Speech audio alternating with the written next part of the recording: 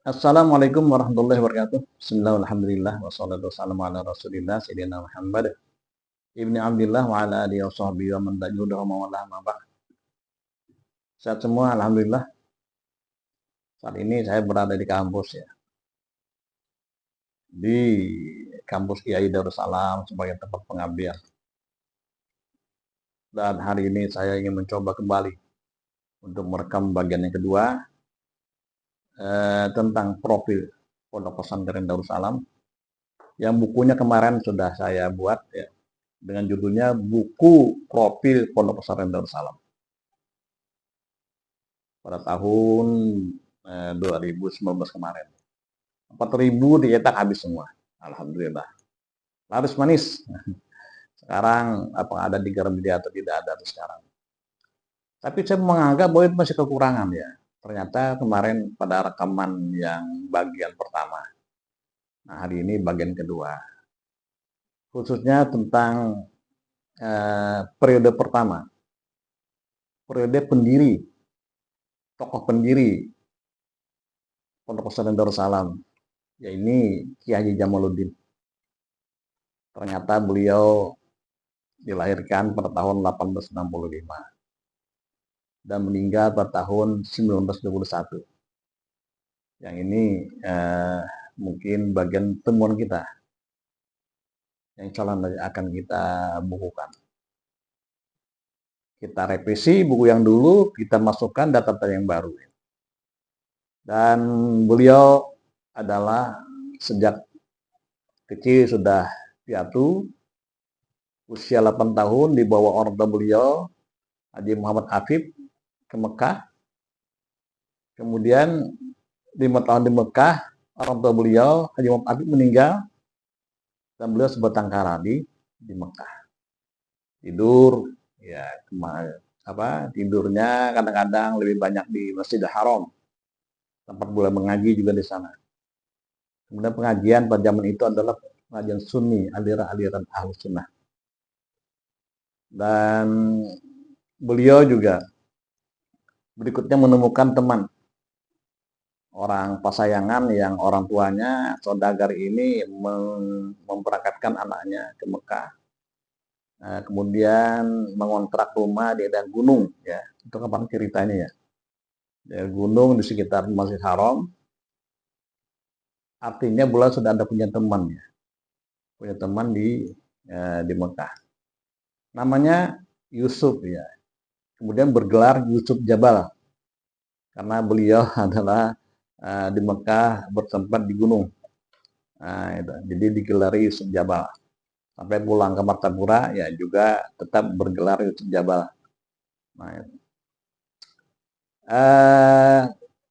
Tempat tidur Kiai Haji Jamaluddin ya di samping di Masjid Haram. Sekarang kadang juga bisa tidur di tempat teman beliau Yusuf Jabal itu. Dan beliau sudah menemukan guru ya, yang kemarin sudah diceritakan. Guru Kiai Haji Jamaluddin yang tetap itu adalah Said Yahya yang tinggal di gua di luar kota Mekah. Beliau rajin ke sana sehingga yang biasa sering beliau pengajian di Masjid Haram, boleh lebih banyak di sana. Nah, kemudian teman ini merasa kehilangan di mana nih? Kiai Jamaluddin ini lama nggak ke Masjid Haram? Kan itu ceritanya itu. Ada satu cerita yang menarik ini ya. Nah, ternyata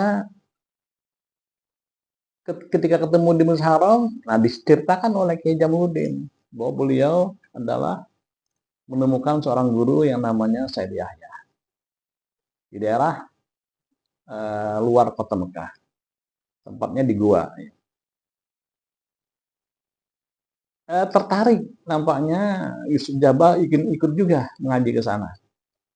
Nah, ini ada satu hal ya, sesuatu yang terjadi yang di luar dugaan ya Haji Jamaluddin, karena beliau ingin membawa teman ini sama juga sepeguruan ke gua itu. Berangkatlah beliau menuju tempat guru beliau itu di gua di luar kota Mekah. Kemudian Ceritanya itu ketika beliau mendekat itu dengan gua itu, dari kejauhan, apakah kalau nggak salah hadam beliau itu ya, dari kejauhan ada seorang melambaikan tangan, eh, menyuruh seolah apa ya, jauh itu, jauh, tidak terima seolah itu dia terima. Jadi bingung ini, kayak Haji Jamaluddin bingung. Beliau kan membawa teman nih yang mau mengaji, membawa juga Yusuf Jabal supaya mengaji di sana. Tapi ternyata di depan pintu gua itu disuruh berjauh, jauh ya, nggak usah ke sana. Udah beliau pulang kan. Tapi karena beliau melirik itu kan, melihat lagi ke gua. Ketika ke gua lagi, dia memanggil lagi, tangannya memanggil, bukan menjauh-jauh, memanggil ya. Nah, itu panggil itu. Ketika dia memanggil, kemudian lalu beliau berbalik gitu kan, menuju ke gua lagi bersama teman beliau Subjabah. Ketika berbalik, tangannya lagi menyuruh jauh lagi, sampai 3 kali terjadi seperti itu ya. Kemudian beliau ini baru sadar, kemudian ngomong dengan Bapak diskusi dengan teman tadi, dengan Ustaz Jabal, kemungkinan kata ya Haji Jamaluddin, ini kemungkinan saya ini belum ada izin lagi membawa kamu untuk pengajian. Bagaimana kalau nanti saya ke sana sendirian ya udah, ya kalau belum izinkan nanti berikutnya kita bisa sama-sama. Nah, jadi mengerti lah Yusuf Jabal ini. Lalu ketika beliau berangkat sendirian, malah dipanggil suruh masuk ke dalam kejauhan. Sampai beliau mendekat ke gua itu, ternyata gua di gua itu guru beliau Syed Yahya itu sedang berbaring. Jadi berarti kan yang memberi kode jauh dan memanggil kembali itu adalah khatam beliau. Nah, ketika itu lalu dipesani oleh Syed Yahya tadi. Apa kata beliau? Kamu kesini jangan membawa orang itu. Kaget juga kan si Guru Jamal ini, kaget beliau. Disuruh jangan membawa orang itu. Apa katanya? Orang itu bukan golongan kita. Makin kaget lagi beliau kan. Apa ini masalahnya? Kita kan sama-sama orang Batapura, ya, sama-sama mengaji di Mekah, nggak ada masalah. Ya. Tapi beliau berpesan gitu, kamu jangan membawa orang itu ke sini. Orang itu bukan golongan kita. Nah, inilah yang menjadi terpendam di hati Kiai Jamaluddin. Dan beliau menyampaikan dengan Yusuf Jabal, tapi dipendam beliau. Beliau teka-teki, tahunya bahwa memang Yusuf Jabal itu tahunya bahwa beliau tidak diterima lah sebagai murid. Itu aja, tidak tahu, yang golongan itu nggak tahu. Yang dirahasiakan. Ini yang membuat Kiai Jamaluddin terus bertanya-tanya di hati. Apa gerangan kira-kira? Dalam riwayatnya itu sampai Kiai Jamaluddin meninggal 1921 itu masih tidak terungkap itu. Apa sih yang terjadi dengan Yusuf Jabal? Belum terungkap, sampai beliau meninggal belum terungkap itu masalahnya. Sampai beliau pulang ke Martapura tahun 1900, 1900.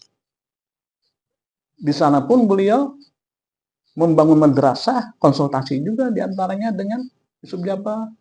Dan Yusuf Jabal pun juga ikut di sana bersama-sama membangun madrasah itu, sama-sama mengajar di sana. Nggak ada apa-apa beliau, cuma tetap di hati beliau itu bertanya apa ya gerangan. Dia tahu sampai sekarang.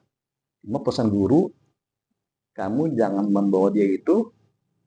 Yang menjadi pertanyaan lagi apa di hati beliau, karena dia itu bukan golongan kita. Nah, itu yang menjadi tantanya ya. Udah kali ini beliau juga pasrah, mungkin menerima ya, sami'na wa ata'na, apa yang sudah diutarakan oleh guru beliau Sayyid Yahya itu. Nah, nanti kita terungkap ya, apa sih kira-kira mukasyafahnya seorang guru itu, melihat dari ketajaman batinnya apa yang terjadi terhadap sahabat beliau itu. Dan ini pun nanti terungkap setelah beliau meninggal dunia. Setelah ya Haji Jamaluddin tidak ada lagi. Jadi beliau sampai meninggal tidak tahu apa yang sebenarnya rahasia yang terungkap dari guru beliau Sayyid Yahya itu. Nah, sampai di sini dulu ya informasinya, nanti kita sambung lagi. Sambungnya apa? Ketika beliau berada di Watapura, kemudian membangun madrasah itu bersama-sama juga dengan sahabat beliau, Guru Yusuf Jabah.